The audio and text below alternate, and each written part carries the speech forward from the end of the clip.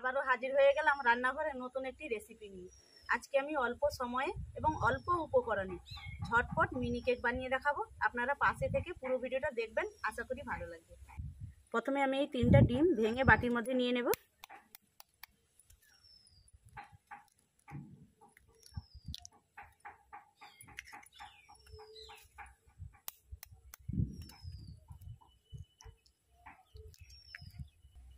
বন্ধুরা, আমি কুসুমগুলো দেব না, কুসুমগুলো আলাদা করে বাটির মধ্যে তুলে নেব।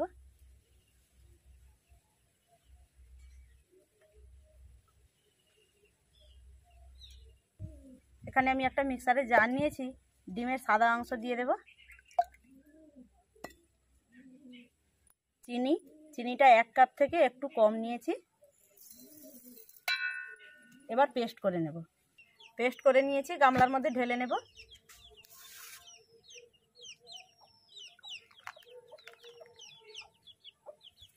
দেখুন বন্ধুরা, পেস্ট করার পরে কত সুন্দর হয়ে গেছে।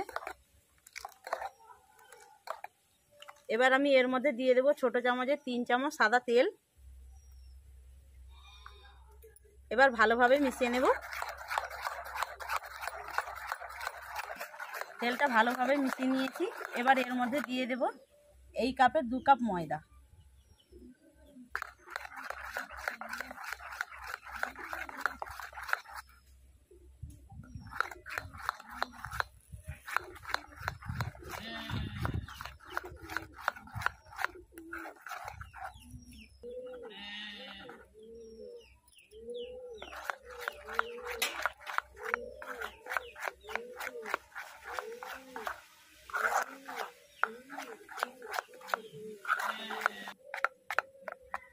খুব ভালোভাবে মিশিয়ে নিয়েছি। এবার আমি এর মধ্যে দিয়ে দেব ভ্যানিলা এসেন্স।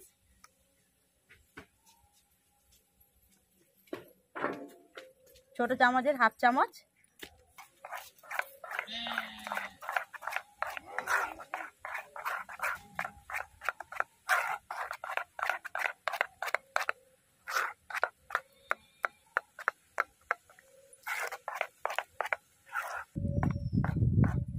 এবার আমি এর মধ্যে দিয়ে দেব বেকিং পাউডার, ছোট চামচের 1/2 চামচ।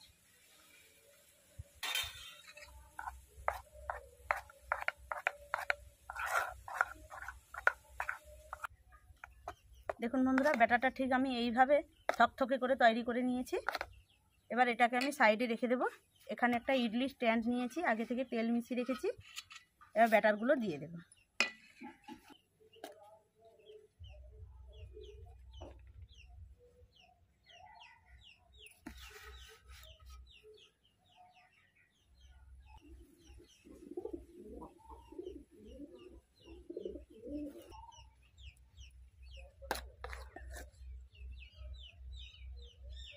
ব্যাটারগুলো ইডলি স্ট্যান্ডে দিয়ে দিয়েছি।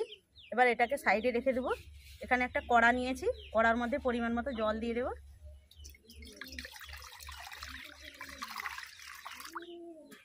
এবার স্ট্যান্ডটা বসিয়ে দেবো।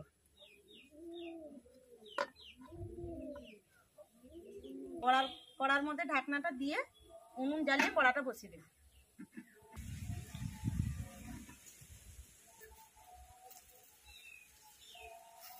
পেঁয়াজ দিতে জানো? দাও কোথায়।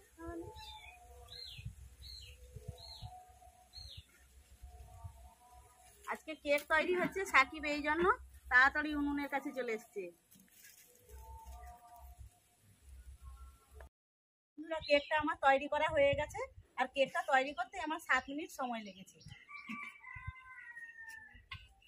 এবার উনুন থেকে কড়াটা নামিয়ে নেব। কেকটা ঠান্ডা হয়ে গেছে। এখানে একটা ছোট চামচ নিয়েছি, এই চামচের সাহায্যে কেকগুলো তুলে নেব।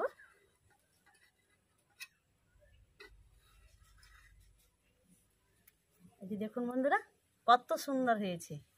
একদম অল্প সময়ে কেকটা তৈরি করা হয়ে গেছে।